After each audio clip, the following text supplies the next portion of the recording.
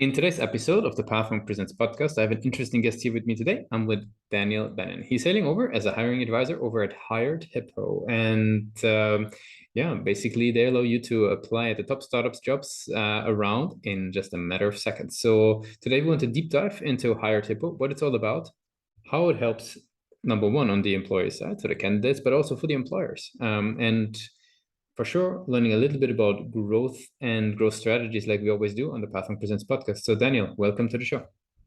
Thank you. Pleasure to be here, Lucas. Of course. So, maybe give us a quick overview. What is Hired Hippo all about in your own words? I'd love to tell you. So Hired Hippo is a two-sided hiring marketplace. So we offer a place where hiring managers and job seekers can find each other. And what separates us is just how little effort it takes for individuals to find each other. Instead of spending tons of time looking for jobs on job boards, you can find your dream job in less than an hour. And it's the same thing for hiring managers. Instead of spending weeks finding the perfect person, they can find them in under a week using our platform. So our mission is to democratize hiring and make it easy for any organization to hire with low resources. Mm-hmm. So maybe tell us a little bit about the dynamics. Like, how does it work? How does it happen? Why does it become quicker? What's different? So we are a web-enabled platform, so you can find us on your phone, on your desktop. What makes us different is that the way that we onboard our candidates is a little bit different. We ask different questions. We don't necessarily look at resumes because a lot of hiring managers don't look at resumes anymore. They need other information. They want to know what drives somebody to wake up in the morning and jump into their car or on the bus and head to work. They understand that, most hiring managers understand that people right after the pandemic, they're less interested in just having a job. They want a career that they can grow and make a difference in the world. And it all starts with what they want to do. And a lot of people don't know what they want to do.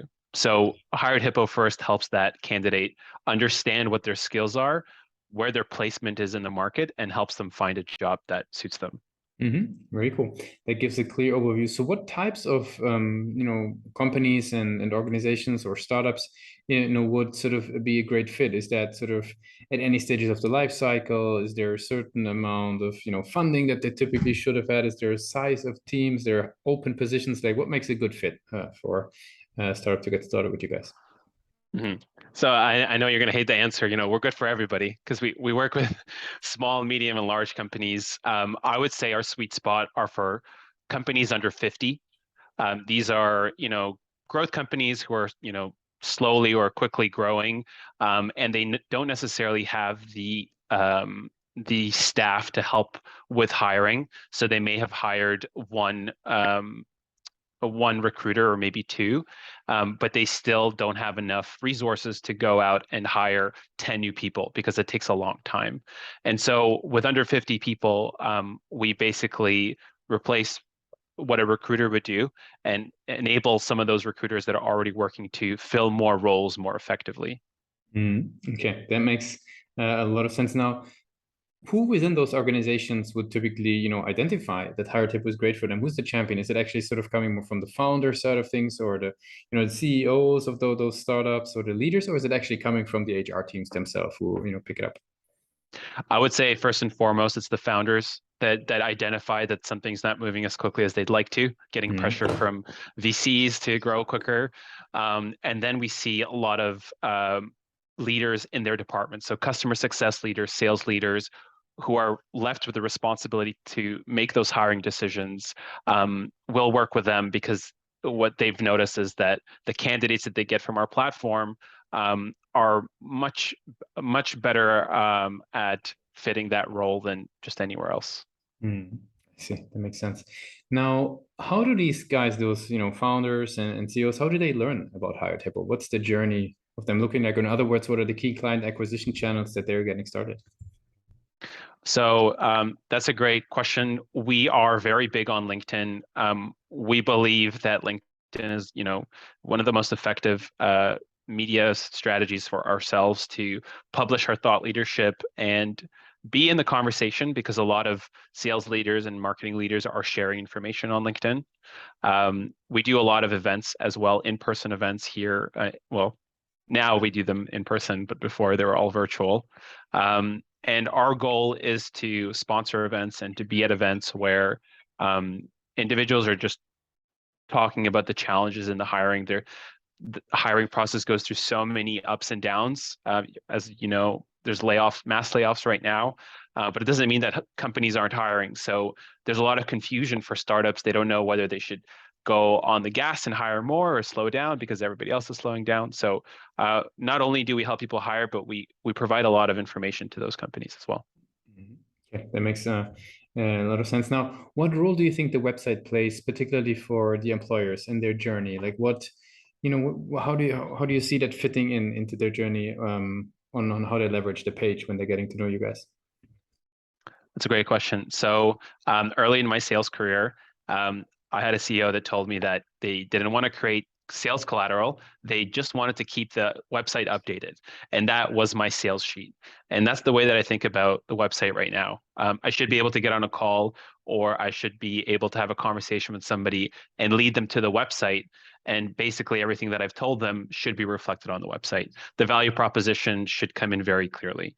And so for candidates, the website copy that we have is, find your dream job in tech, and because that's what people are looking for right now. And for employers, it's interviews in a click. So the whole idea that instead of spending lots of time to get an interview, because before an interview it's like an onion. You have to peel lots of layers. You have to put the job out, get 100 applications. You have to look through the applications only to pick a few interviews.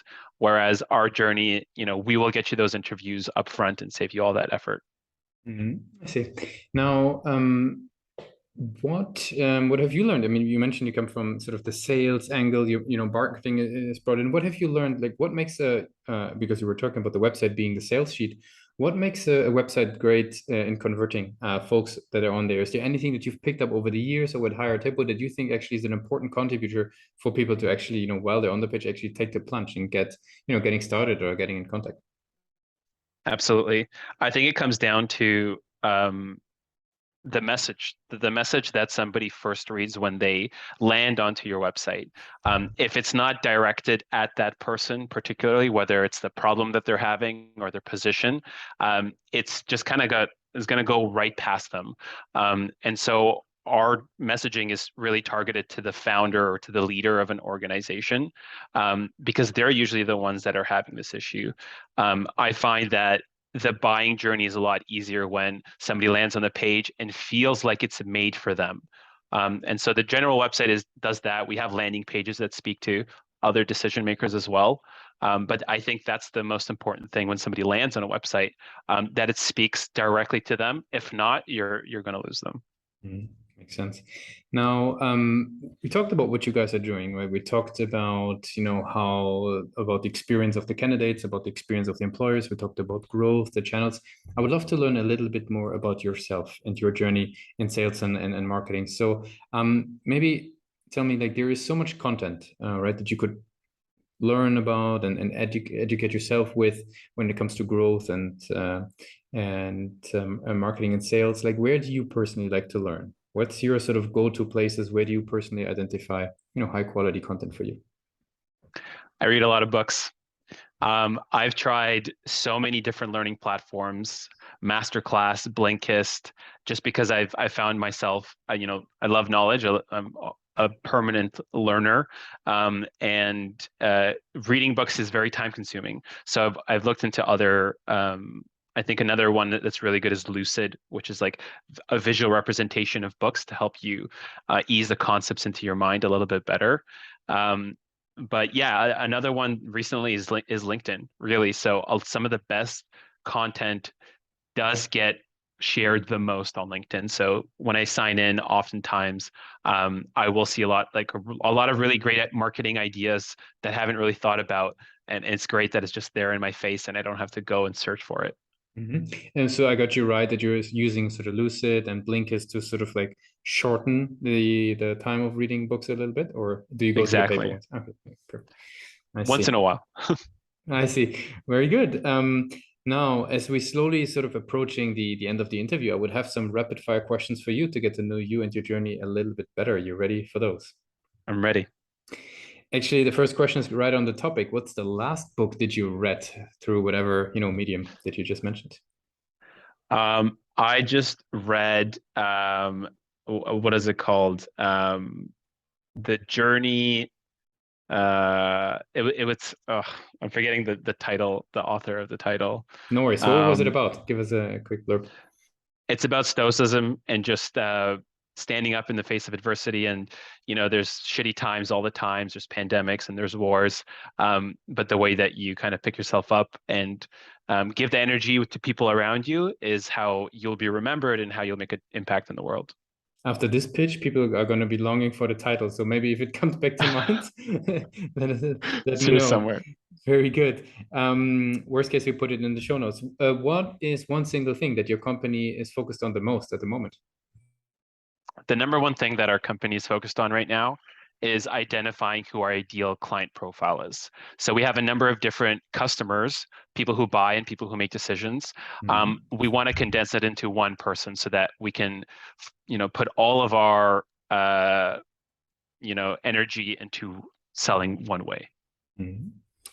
If there would be no boundaries in technology, right? You could do everything, you got a magic stick. What's the one thing that you would fix for your company today, for your role in your company today? Streamline communication across our teams. We use different tools. Small teams. Marketing has their own tech stack. Sales has their own tech stack. Engineering has their own sales stack. And so we're always fighting over which tools we're going to use. So if technology could fix that, that would be great. Very cool. For the very last question, I would actually sort of move back a little bit, right, and do a little bit of time travel. So let's go back to your first role in sales and growth and marketing. What's the one advice you would give yourself if you would sort of restart your career from the beginning? One thing that I would read you from the beginning is do more research. Absolutely do more research until you are so convinced and satisfied with what you've read and seen, um, and make sure that it's current and relevant before you make decisions. A lot of the decisions I made were just out of gut because I had to do it on time pressure. But I wish I spent a little bit more time doing research before developing a campaign, sharpening the spear. Very cool. Awesome. That gives us a very fantastic, and short and crispy overview on your organization, on Hired Hippo. Maybe before we wrap it up for today, I want to give you the very last word. If people would be forgetting all that we discussed about Hired Hippo, Daniel, what's the one thing that they should remember? The one thing you should remember is that no matter what the situation is, always know your worth and never settle. Thanks a lot for being a guest on Pathway Presents. Thanks, Lucas.